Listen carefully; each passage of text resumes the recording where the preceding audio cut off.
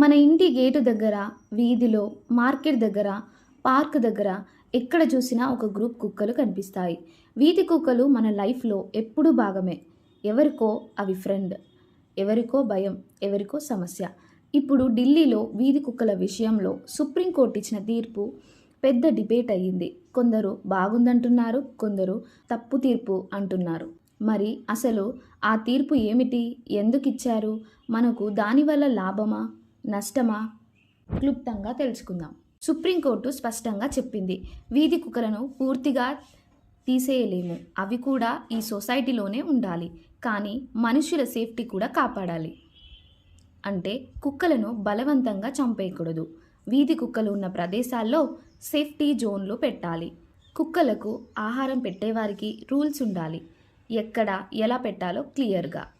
కుక్కలు ఎక్కువగా హానికరమవుతున్న ప్రదేశాల్లో వాటిని పట్టుకొని వ్యాక్సిన్ వేసి స్టెరలైజ్ చేసి తిరిగి విడిచిపెట్టాలి. ఢిల్లీలో వీధి కుక్కల సంఖ్య పెరిగిపోయింది. రోడ్లపై వందల సంఖ్యలో గుంపులుగా తిరుగుతున్నాయి. పెద్ద సమస్య ఏంటంటే చాలా బైట్స్ కేసులు రిజిస్టర్ అవుతున్నాయి. చిన్నపిల్లలు, వృద్ధులు ఎక్కువగా బాధపడుతున్నారు. రేబీస్ వల్ల మరణాలు కూడా జరుగుతున్నది. అదే టైంలో యానిమల్ రైట్స్ అనే వాళ్ళు అంటున్నారు, వీధి కుక్కలకు కూడా జీవించడానికి హక్కు ఉంది, వాటిని చంపేయడం క్రూరత్వం అని. ఇద్దరి మధ్య ఈ కాంట్రవర్సీ ఉండడంతో చివరికి సుప్రీంకోర్టు మధ్యదారిని ఎంచుకుంది. అంటే కుక్కలు కూడా ఉండాలి, మనుషుల సేఫ్టీ కూడా ఉండాలని. డాగ్ లవర్స్ చెప్తున్నారు చాలా సింపుల్గా, కుక్కలు జీవులే, మనలాగే వాటికి కూడా ఫీలింగ్స్ ఉంటాయి. ఆకలితో ఉంటే భయపెడితేనో అవి అటాక్ చేస్తాయి. వాటిని చూసుకోవడమే తప్ప దూరం చేయడం సొల్యూషన్ కాదని. వాళ్ళ మాటల్లో కూడా లాజిక్ ఉంది. ఉదాహరణకు, ఒక ప్రాంతంలో కుక్కలను అన్నీ తీసేస్తే బయట నుంచి కొత్త కుక్కలు వస్తాయి. కానీ అక్కడే వాటిని వ్యాక్సిన్ వేసి స్టెరిలైజ్ చేస్తే సంఖ్య కంట్రోల్ అవుతుంది, రేబీస్ కూడా తగ్గుతుంది. ఇక మరోవైపు చూసుకుంటే సాధారణ ప్రజల భయాలు నిజమే. స్కూల్ బస్సులు వెళ్ళేటప్పుడు కుక్కలు గుంపుగా వెంబడిస్తాయి. రాత్రి లేట్గా ఆఫీస్ నుంచి ఇంటికి వెళ్ళే వాళ్ళు భయపడతారు. కాలనీలో జాగింగ్కి వెళ్ళే వాళ్ళను తరుముతాయి. ఇది చూసి చాలామంది చెప్తున్నారు, మాకు సేఫ్టీ ముఖ్యం, పిల్లల మీద కుక్కలు దాడి చేస్తే ఎవరు బాధ్యత తీసుకుంటారని. మరి ఈ తీర్పులో మంచి ఏమిటి? కుక్కలను హింసించకూడదని చెప్పడం చాలా మంచి విషయం. వ్యాక్సిన్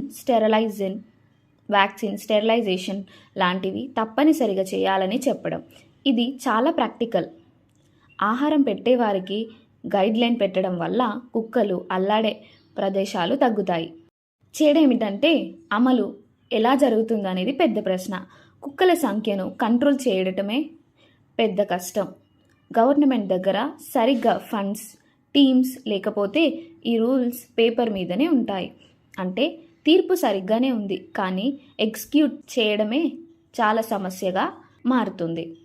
మనకు రెండు విషయాలు అర్థం చేసుకోవాలి.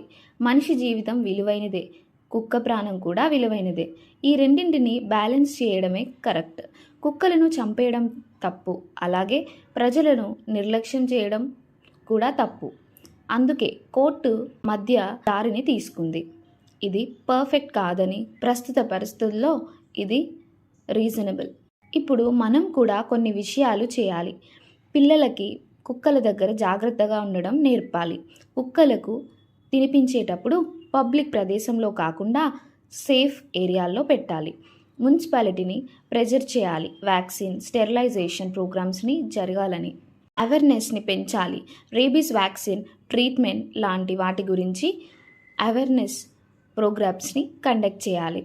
ముగింపు, చివరగా చెప్పుకోవాల్సిన విషయం ఏంటంటే, వీధి కుక్కల సమస్య కేవలం కుక్కల గురించి కాదు, మన మనసు గురించి కూడా.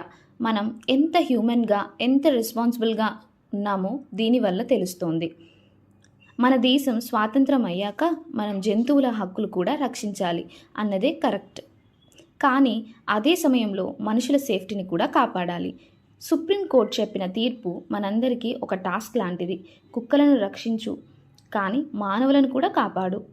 అది చేయగలిగితేనే నిజమైన సొసైటీ అని చెప్పుకోగలం. మీ అభిప్రాయాలను కామెంట్లో తెలియజేయండి.